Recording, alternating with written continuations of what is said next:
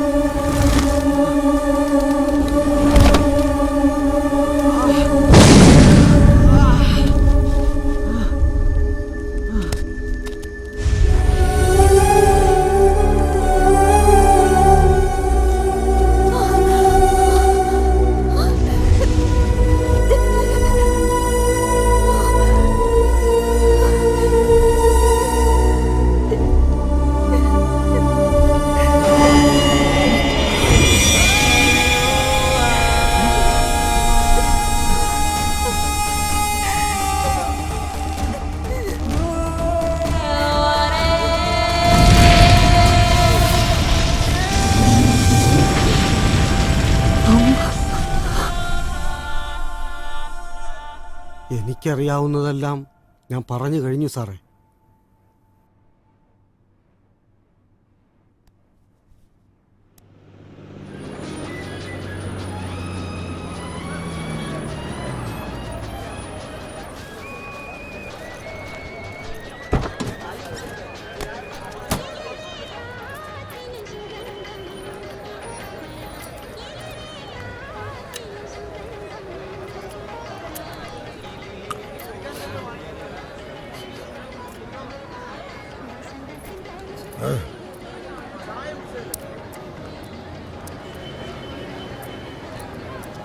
ചേട്ടാ, ഒന്നിനോ എത്രയാണ്? 1 രൂപ. അപ്പൊ രണ്ടിനോ? 2 രൂപ. അപ്പൊ രണ്ടിനോട് ഒന്നും കൂടി പോയാലോ?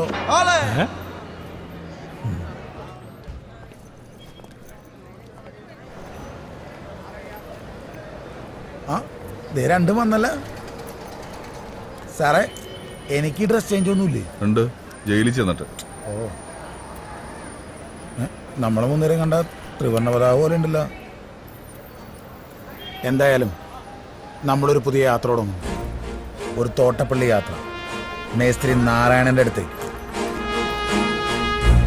ഈ പയ്യൻ പറഞ്ഞ സ്ഥലമായെന്ന് തോന്നുന്ന ശരി. ചവിട്ടി കൊടു പയ്യനിറങ്ങിട്ട്. ഇവിടെ ഇറങ്ങി നേരെ അങ്ങോട്ട് നടന്ന പള്ളിയാ.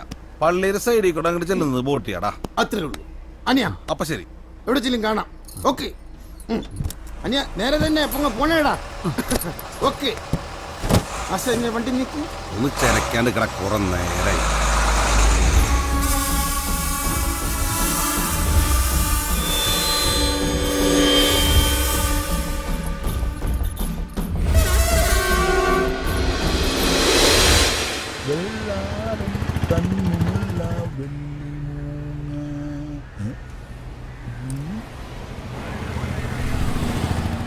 ഇതേപോലെ വല്ല ഡ്യൂട്ടി ആയിരുന്നെങ്കിൽ എന്ത് സുഖമായിരുന്നല്ലേ സാറന്മാർക്ക്.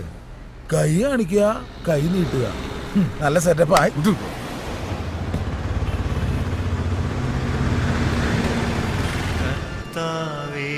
ആഴത്തിൽ നിന്നുമിപ്പോ ആർത്തനായി കേഴുന്നു പാപിയാം ഞാൻ.